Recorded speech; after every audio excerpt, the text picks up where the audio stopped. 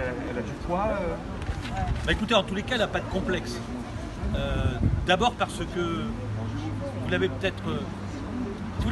à partir du moment où la gauche n'a pas une idée sociale, elle considère que cette idée sociale est à droite. Donc, mais Macron a un bilan social déjà considérable.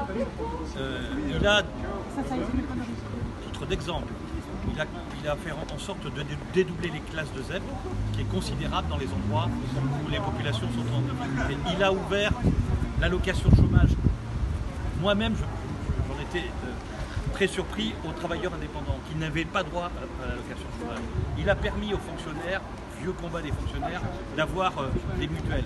Il a fait vous savez, le reste à charge sur les prothèses, les lunettes et sur reste à charge zéro. Il a mis en place un jeune, une solution.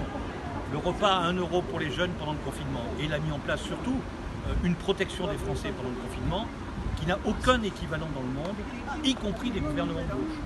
Alors comme la gauche française, dont je viens, mais qui malheureusement se replie de façon extraordinairement sectaire, et n'a plus grande idée à proposer, elle a des slogans. Donc elle dit « il est de droite ».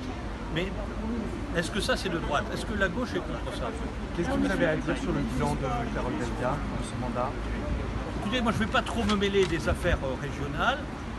Je suis là pour soutenir Vincent Hervé-Nomes parce que je pense que c'est très important de faire en sorte surtout d'endiguer la montée du Rassemblement national. Je suis profondément pro-européen, c'est aussi ce qui me rattache à Macron, profondément pro-européen, et je n'imagine pas que ce pays sombre comme l'ont fait les États-Unis pendant 5 ans avec Donald Trump.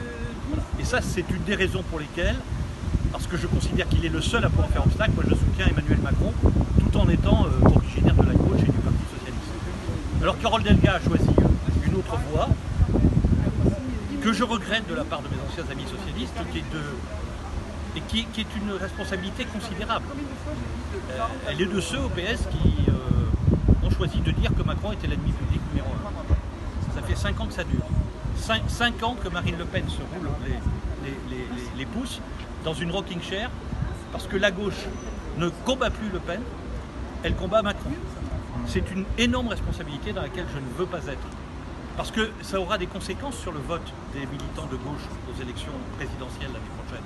Il y en a certains qui auront été éduqués dans la haine de Macron, une haine totalement irrationnelle. Il y en a certains qui vont rester chez eux, d'autres qui éventuellement voteront, on le voit bien, du côté de LFI, dans tous les sondages, voteront Le Pen. Moi, je ne veux pas être sur cette pente-là, et donc c'est pour ça que je soutiens la majorité présidentielle, que nous sommes à l'intérieur, parce que nous pensons que si on veut éviter à ce pays un bug républicain, c'est-à-dire une difficulté considérable, c'est-à-dire de basculer dans le Rassemblement national, eh bien il faut que l'on soit soudé autour du président de la République.